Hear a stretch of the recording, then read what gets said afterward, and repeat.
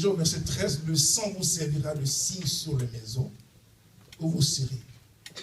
Je verrai le sang et je passerai par-dessus vous. Et il n'y aura point de plaie qui vous détruise, quand je frapperai le pays d'Égypte. Vous conserverez le souvenir de ce jour et vous le célébrerez par une fête à l'honneur de l'Éternel. Vous le célébrerez comme une loi perpétuelle pour vos descendants. Amen. Amen.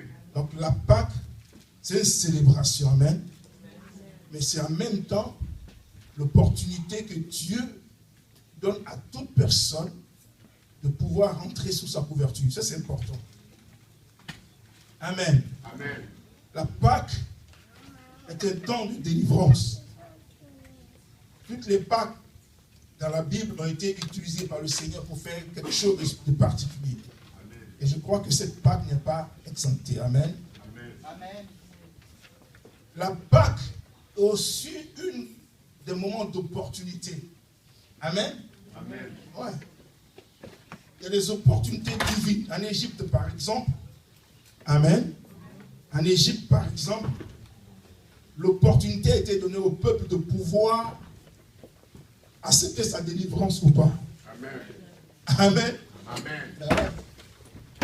Parce que Dieu leur a dit que quand vous commencerez à manger cette Pâque, si vous voulez, on peut le lire.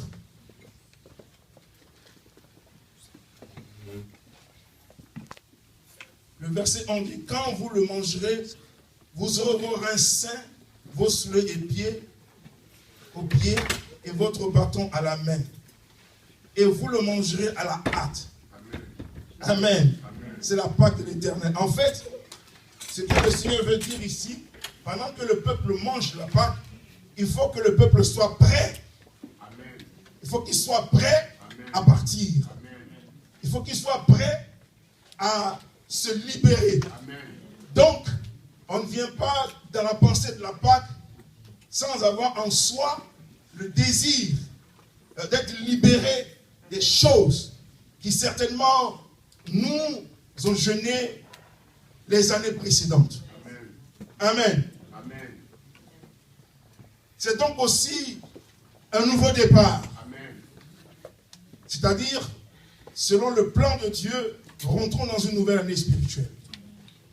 Dieu donne ici à chacun de rentrer dans cette nouvelle année renouvelée, restaurée, rétablie, guérie et délivrée. Ça, c'est la responsabilité des uns et des autres.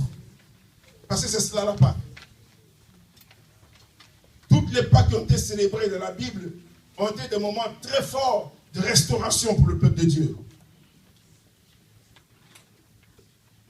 C'est aussi l'occasion que Dieu utilise, parce que je ne peux pas parler au passé, pour apporter le jugement sur tous ses adversaires. Donc nous sommes ici, nous sommes en train de réécrire ou d'écrire chacun son histoire par rapport à cette année 2016.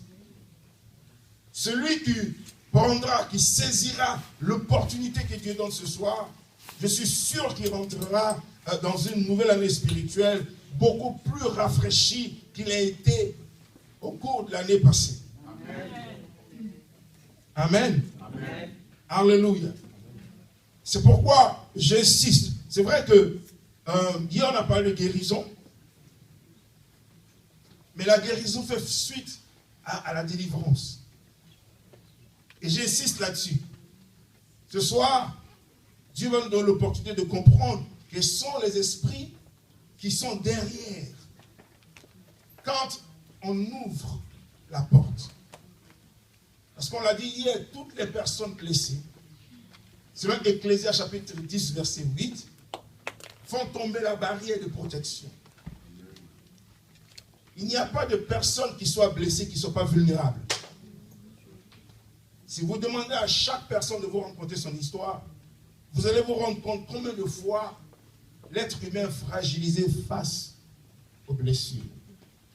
Je le dis parce que, en tant qu'homme de Dieu, je ne peux pas dire que je n'ai pas été blessé dans ma vie, mais je gère aussi les blessures des gens depuis plusieurs années. Et je vois l'état dans lequel les uns et les autres se trouvent face à la difficulté des blessures qu'ils ont. Amen. Amen. c'est une affaire assez sérieuse. Si quelqu'un ne le prend pas à cœur, s'il ne le prend pas au sérieux, je ne crois pas qu'il aura une autre opportunité où Jésus va venir à son secours. Parce que c'est une affaire délicate. Alléluia. Amen. Celui qui fait tomber la muraille sera mordu par un serpent. Le meilleur moyen de faire tomber la muraille, c'est que tu sois blessé. C'est que tu aies un cœur brisé. Et derrière, dès l'instant où la muraille est enlevée, je n'ai pas ce soir un tableau pour vous montrer, pour vous faire un schéma de comment les opérations se font dans le spirituel par rapport aux œuvres des ténèbres. Mais Jésus a parlé de délivrance. C'est une réalité. Quand je fais tomber la muraille, quand je suis blessé et que désormais j'ai plus de protection et qu'au niveau rationnel, intellectuel, je suis attaqué, fragilisé, au niveau de mes émotions, attaqué, fragilisé, au niveau de ma volonté, attaqué, fragilisé, il y a certainement des esprits qui entrent. Ces esprits-là entrent dans le but de pouvoir faire leur travail. Amen. Amen. Il y a 3 esprits qui sont appelés des hommes forts. Et c'est vraiment des hommes forts. Ils viennent et ils jouent leur rôle. On va ouvrir en Matthieu 12. C'est pourquoi il faut saisir cette opportunité que tu as. En 2017, certainement qu'on n'aura plus un temps comme celui-là. Encore si on est encore ici. Si Jésus ne vient pas, Dieu déplace les gens. Nul n'est certain que Pâques 2017, en tout cas je suis en train de prêcher ici. Ça, je ne suis même pas sûr. Donc, pour moi, c'est une opportunité en or. Dis à quelqu'un, c'est une opportunité pour toi. Si tu la négliges, tu n'auras pas une autre opportunité. Ne dis pas que Pâques 2017, on reviendra ici. Parce que c'est sûr que moi, je ne serai pas ici en Pâques 2017. Amen. Ça, moi, je peux le dire. Amen. Amen. Voilà. Et c'est même pas sûr qu'on ait un programme. Parce que Dieu n'est pas un Dieu qui répète les choses pour ennuyer les gens. Les opportunités divines, c'est une fois en passant. Amen. Amen. On dit à quelqu'un, si tu n'as pas saisi cette opportunité ce soir, tu ne vas pas la saisir autre part. Amen. Non, si tu ne la saisis pas, tu ne vas pas la saisir autre part. Amen. C'est pourquoi on a fait ce programme pour dire aux membres de Fleuve d'eau vive et aux membres de Bethesda, venez. Je vais vous dire des choses ce soir, ça ne va pas se répéter. Amen. Et puis il n'y aura pas d'opportunité de prier pour quelqu'un en individuel. Amen. Ah ouais, parce que quelqu'un qui n'a pas été enseigné, il est difficile de prier pour lui. Ouais. Jésus enseignait et il priait. Il ne priait pas avant d'enseigner. Il y a des puissances infernales qui rentrent derrière toute blessure. On les appelle des hommes forts et ils sont au nombre de 3. C'est des hommes forts. Matthieu chapitre 12. Amen. Amen. Vous avez déjà lu Matthieu 12? Le verset 29 dit quoi? Personne ne peut rentrer dans la maison d'un homme fort.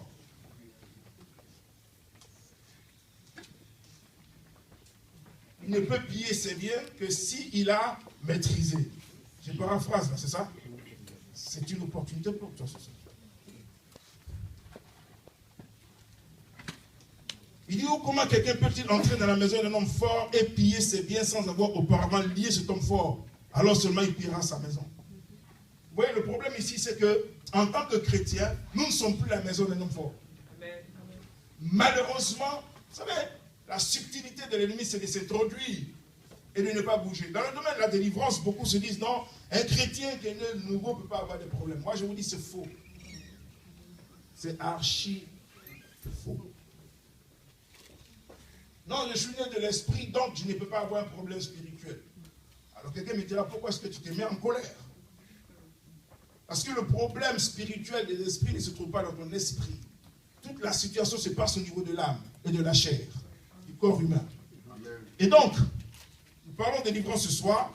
Le Seigneur nous enseigne qu'il y a 3 hommes forts. Le premier, c'est l'esprit de Jézabel. quand quelqu'un est blessé émotionnellement, le premier esprit qui prend place dans sa vie s'appelle Jézabel.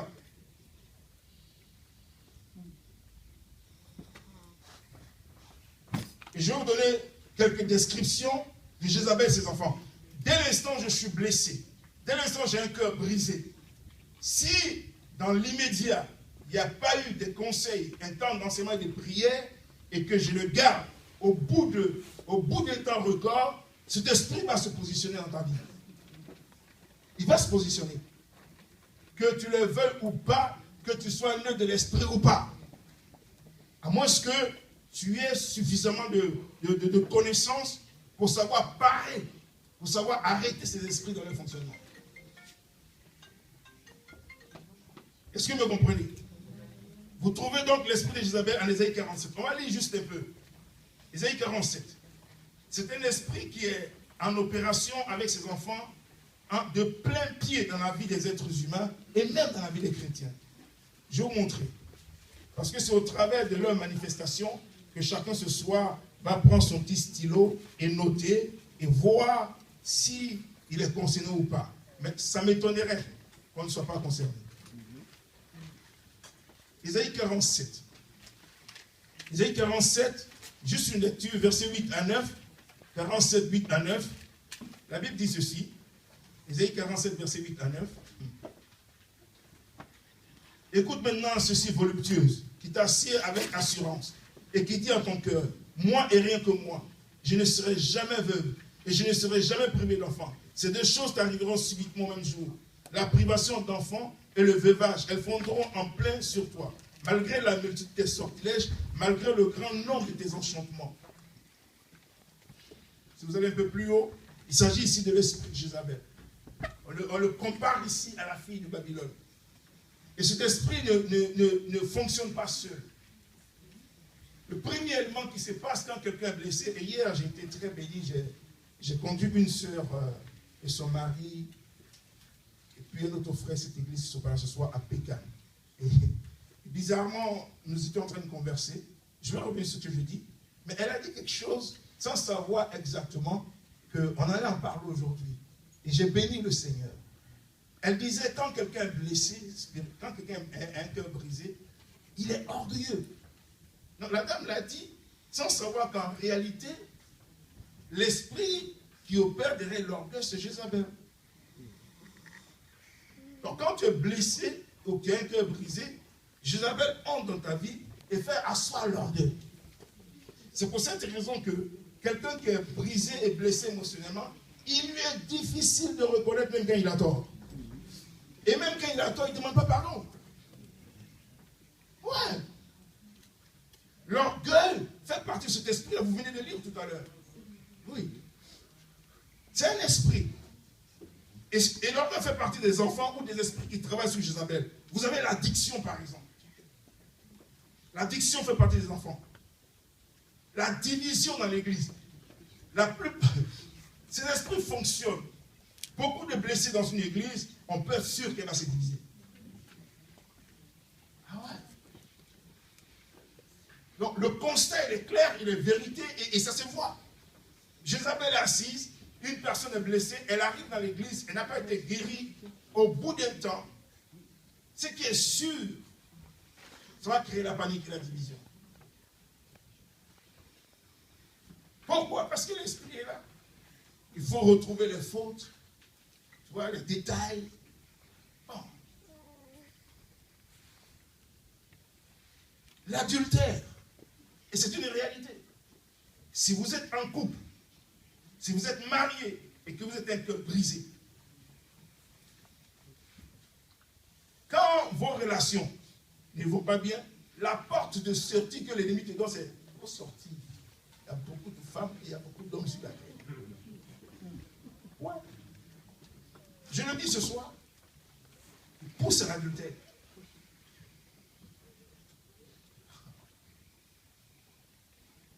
Vous savez, c'est un gros mot. Et personne ne peut venir publiquement pour dire « Ah, ça c'est vrai ». Mais c'est des réalités. Tu ne peux pas être brisé émotionnellement est dans ton couple avec quelques soucis, si ça dure trop, tu donnes des solutions. Il faut aller là où c'est plus doux, où c'est plus simple.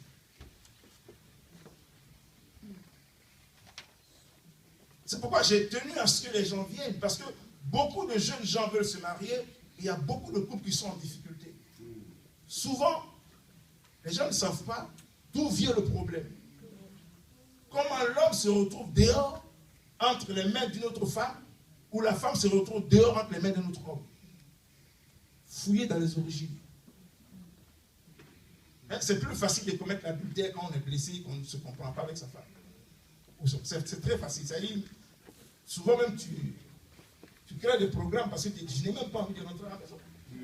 Non, ne vous amusez pas. Ne riez pas sur ces choses. Vous qui voulez vous marier, rassurez-vous que vous êtes guéri avant de rentrer dans le mariage. Amen.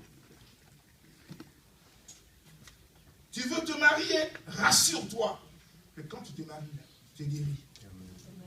Parce que le mariage est fait de haut et de bas, des conflits. Il n'y a pas de mariage parfait. Mais s'il y a blessure dedans, ça devient très compliqué. Je suis pasteur depuis 22 ans.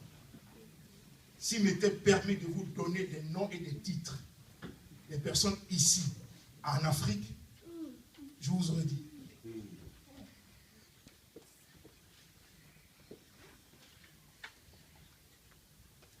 Il y a un esprit derrière. Il pousse à l'adultère.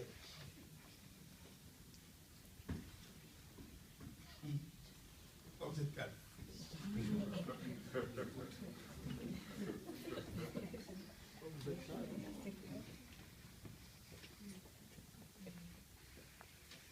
Les esprits qui œuvrent avec Jézabel, il y a le divorce. Bien sûr. Le divorce fait partie des esprits qui œuvrent avec Jézabel. Donc si quelqu'un est blessé et qui n'est pas bien géré, tôt ou tard, il va lâcher son couple. Est-ce que quelqu'un m'entend ce soir? Amen. C'est pour cette raison qu'il y a beaucoup de divorces avec les chrétiens. Aujourd'hui, il y a plus de divorces au milieu des chrétiens que nulle part ailleurs. Et c'est lié aux blessures. Amen. C'est une affaire sérieuse. Il y en a qui veulent jouer avec, mais bon. Je ne crois pas que le Seigneur joue avec ces choses. Parce que Dieu a horreur du divorce. Le divorce n'est pas la solution. Mais il va te dire que non, c'est mieux que ce soit comme ça pour que je m'appelle. Le juge d'instruction d'Abidjan a dit à la femme de mon ami, c'est en 2005, il lui a dit, ces 10 dernières années, je ne sais pas ce qui arrive aux chrétiens évangéliques. On ne vous voyait pas divorcer, mais qu'est-ce qui se passe? Tapez un peu sur Internet. Vous voyez combien d'hommes de Dieu qui ont divorcé, combien de femmes de Dieu qui ont divorcé, que ce soit ici, en Amérique, partout. Les dégâts que nous voyons dans le corps de Christ, quant aux séparations, aux brisements de couple, sont liés à l'esprit de Jézabel. Et comme c'est un homme fort, il tient les gens. Vous comprenez maintenant pourquoi je lui dis de venir ici ce soir? L'un de ses enfants, c'est l'arrogance. Je vais aller vite. La tromperie. La divination. La domination. Vous ne trouverez pas l'esprit de Jézabel dans la vie de quelqu'un qui a un cœur brisé, qui ne cherche pas à dominer, à contrôler, à manipuler. La Bible dit qu'on n'a pas à lutter contre la chair et le sang. C'est des choses profondes. Désir de dominer, c'est un esprit. Vous voyez, Jésus n'a pas cherché à nous dominer. Un autre enfant de l'esprit de Jézabel, c'est la drogue. Et ça, je suis témoin de cela. Quand quelqu'un est blessé émotionnellement, quand il ne trouve pas de sortie, là, il va vers ces genres de choses-là. te propose ça, tu as oublié. Hein? Et puis tu as oublié. Vous avez la peur. La peur est un esprit de Jézabel. La peur. La plupart des gens qui sont blessés émotionnellement sont des gens qui ont très peur. Peur d'oser, peur de faire quoi que ce soit. Ils ont peur. Peur. Peur de tout. Et l'esprit de peur tient la plupart des gens qui ont le cœur brisé. Ouais. Ils ont très très peur. Qui dans cette salle n'expérimente pas des grandes peurs dans sa vie ici. Tu ne peux pas expliquer pourquoi. Tu as peur. La peur, c'est l'esprit. Ça vient avec un tourment.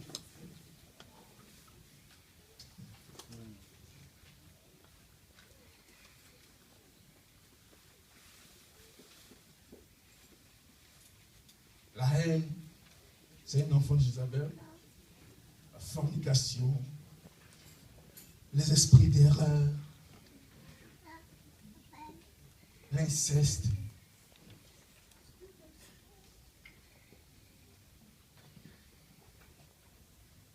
Spécialement dans le cas de l'inceste, l'esprit d'inceste, quand les générations passées sont entrées dans l'idolâtrie, Jézabel rentre et elle pousse les gens à commettre l'inceste.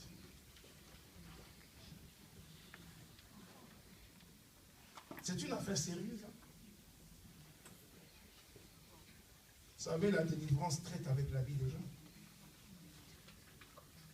Et notre enfant, l'esprit de Jézabel, c'est la jalousie.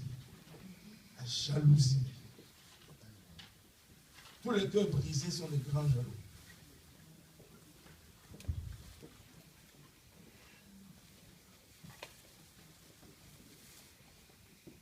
L'aveuglement spirituel. Vous voyez, quelqu'un qui est blessé ne peut pas voir. Et cet esprit travaille. Hein. Travaille pour empêcher que les personnes rentrent dans les desseins de Dieu. La permissivité. C'est un esprit qui travaille sous le contrôle de Jézabel. Et vous savez, comme je disais hier à la sœur, vous savez que le roi David était quelqu'un de très blessé. David était un cœur brisé. De par ses relations avec son père et ses frères dans sa famille. Il était le dernier enfant, c'est ça? Oui. Le dernier garçon. Donc, vous voyez, David qui connaît Dieu pouvait permettre des choses qu'on ne peut pas permettre. Quand son premier fils a violé sa sœur, la Bible dit qu'il a éprouvé une grande... En tout cas, ça ne lui a pas plu, mais il n'a pas pris de décision. Non. Quand Amon a violé sa sœur, David n'était pas du tout content. Vous voyez, il n'a pas pris de décision contre Amon. Amon était son premier fils. Ce que Amon a fait en Israël, la Bible dit que c'est une infamie. Et la Bible le condamne. La loi dit même que si tu l'as violé, tu la prends pour femme. Donc, le jeune homme a détruit tous les principes de la loi. Et David, qui est roi, législateur, a laissé les choses aller. Il a permis ça. Vous comprenez? Les dégâts, le brin, on a les dégâts que ça pose. Parce que quand quelqu'un est blessé, il est très permissif. C'est quelqu'un qui tolère les choses que Dieu ne tolère pas.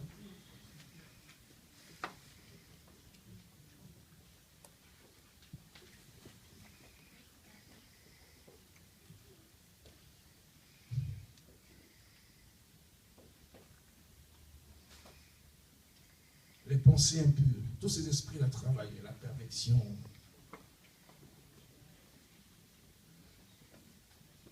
La masturbation.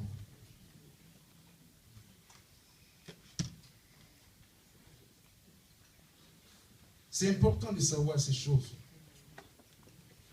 Parce que si c'était sûr dans une vie de mariage, le mariage en danger. Si c'était sûr dans une vie d'église, tout le monde en danger.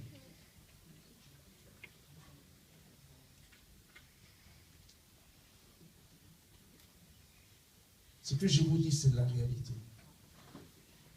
Jézabel œuvre avec ces esprits-là. Parce parce que tu es blessé, ils viennent prendre position. L'esprit de la religion. Voilà un enfant. Tu peux être facilement religieux. Et la Bible ne dit pas d'être religieux. L'autre élément, c'est la sorcellerie. L'esprit de la sorcellerie œuvre sous l'esprit de Jézabel. Alors là où il y a manipulation, il y a forcément sorcellerie. Vous me suivez? C'est pour cette raison qu'il faut guérir. Il faut que Dieu vous libère de cette puissance-là. S'il venait seul, Jézabel va œuvrer avec l'esprit de l'Antéchrist. Le deuxième esprit, il œuvre quand on est blessé, quand on est brisé émotionnellement, qui œuvre avec Jézabel. En tant que deuxième homme fort, c'est l'esprit de l'Antéchrist. Et lui, sa spécialité, c'est de se rebeller contre Dieu et contre sa parole.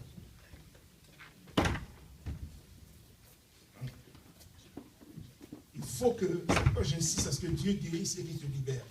Parce que dès l'instant où tu deviens chrétien, il est facile de te rebeller contre Dieu.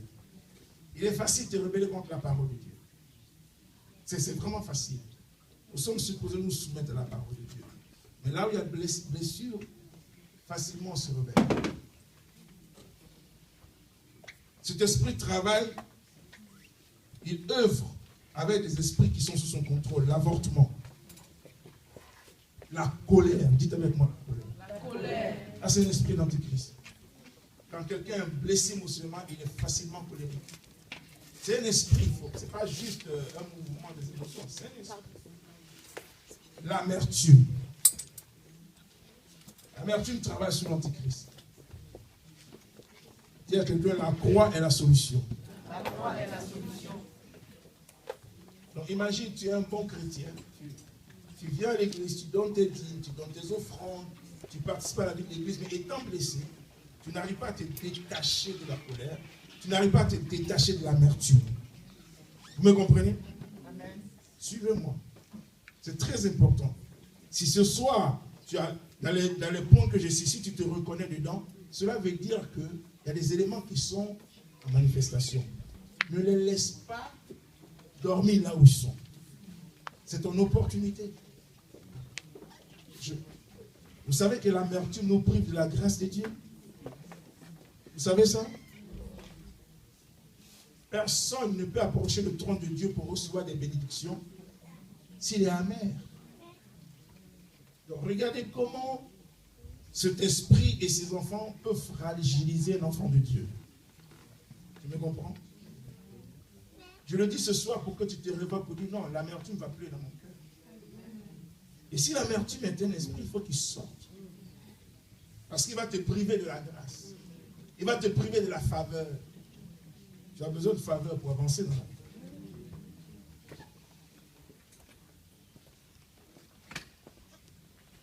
L'autre homme fort, c'est le blasphème. L'autre homme fort qui rêve avec l'antéchrist, c'est l'esprit de blasphème. Il aime blasphémer. Vous avez aussi l'incompréhension. C'est un autre esprit qui œuvre sous l'esprit de l'antéchrist. L'incompréhension. C'est-à-dire, c'est bizarre, mais tu as souvent, tu ne comprends pas les autres et toi tu es incompris. Une situation aussi simple, ça peut déboucher sur une incompréhension. Non? Parce que ça te pousse à comprendre le travers. C'est un esprit.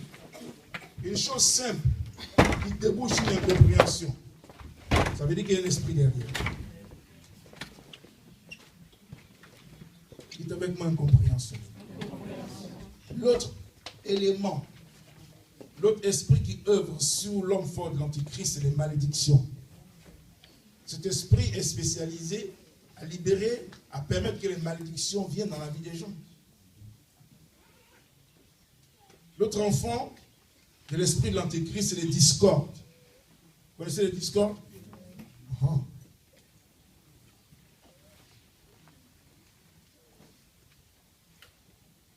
L'autre esprit qui œuvre sous l'esprit de l'antéchrist, c'est l'ivrognerie. Si vous connaissez quelqu'un qui boit et qui ne peut pas se défaire,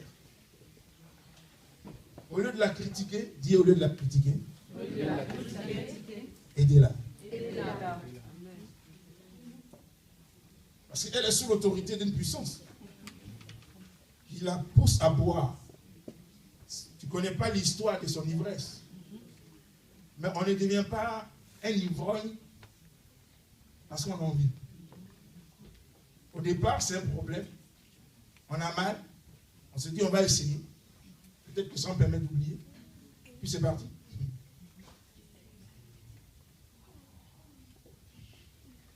C'est une affaire délicate.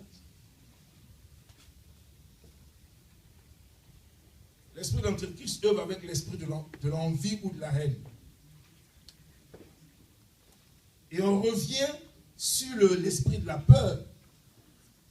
Ce que j'ai réalisé, c'est que l'esprit de la peur œuvre sur tous les esprits qui viennent cités ce soir, les hommes forts. C'est terrible. Donc je crois personnellement que s'il y a quelque chose dont on doit nous délivrer ce soir, c'est la peur. S'il y a un esprit qui doit sauter ce soir, il faut que la peur parte.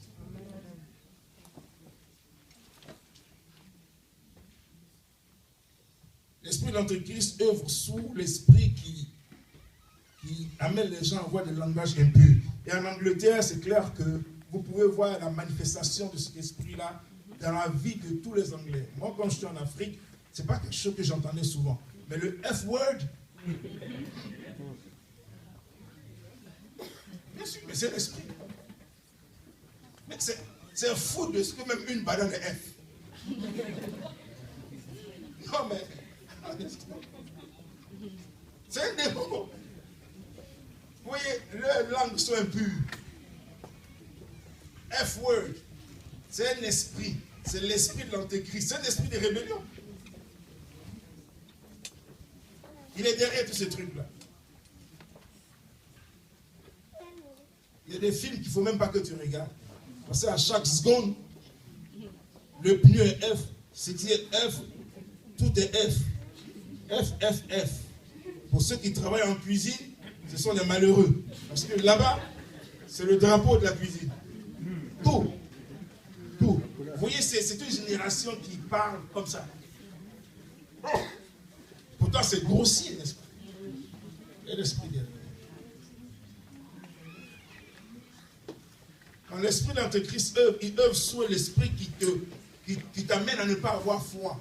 Tu manques de foi. Ce n'est pas parce qu'on ne t'enseigne pas, mais ta foi n'atteint pas toujours là où elle doit atteindre. Si tu es dans ce niveau-là, dis moi je fais tout, mais je n'ai pas la foi. Il faut qu'on le brise. Parce que sans la foi, tu ne peux pas plaire à Dieu. L'esprit de l'Antéchrist œuvre avec l'esprit des mensonges. C'est-à-dire que les gens mentent si facilement. Ne riez pas. C'est un lien. C'est un esprit. Mentir comme ça. En fait, c'est normal. C'est spirit. Parce que la Bible dit qu'il ne faut pas que le chrétien mente. Il vaut mieux dire la vérité qu'on te juge, même si c'est mauvais, que de mentir. Non? Vous comprenez? C'est un esprit. Et il va te mentir, c'est-à-dire c'est quelqu'un qui est blessé et il n'est pas découvert, n'est-ce pas? Donc il est obligé de se cacher sous le mensonge. L'esprit l'aide. L'esprit des mensonges l'aide.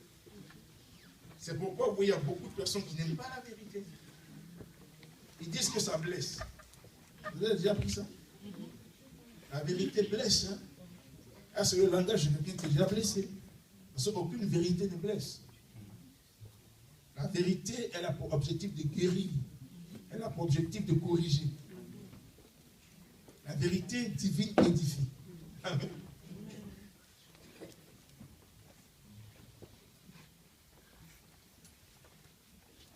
Quand j'étais pasteur du Sud, il y a plus de 20 ans, il y a une des filles qui est allée lire un jour la Bible, elle a lu Exode. Elle a vu comment est-ce que les gens devraient mourir. On les lapidait quand ils péchaient. Et puis elle m'a dit, pasteur, je ne sais pas que tu étais méchant. Je ne sais pas que tu tuais les gens. Il n'est pas méchant. Je lui ai dit, non, Dieu n'est pas méchant. Ça l'a choqué, ça l'a dérangé, ça a troublé sa foi. Je lui ai dit, mais c'est pas possible. Dieu qui est amour. Je lui ai dit, Dieu est le péché. C'était sa façon de traiter avec le péché. Dis à quelqu'un, le mensonge n'est pas bon. Le mensonge n'est pas bon. L'autre enfant de Jézabel, c'est la malice. Hein?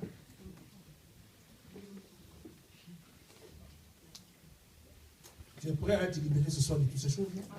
Tu les notes, il y a des petits points qui te concernent. Il faut les noter, hein, parce qu'il y a quelqu'un qui est assis derrière, il veut t'assujettir. Les cauchemars. Vous connaissez les cauchemars? Les mauvais rêves viennent de l'Antichrist. Et je vous ai dit hier, quand quelqu'un est blessé, quand quelqu'un est brisé, c'est facile qu'il y ait de mauvais rêves. On peut mettre la chaleur là? C'est bon? Comment ça fait froid? Il fait froid? Est-ce que ça c'est pour la chaleur ou le bombardier de la nuit?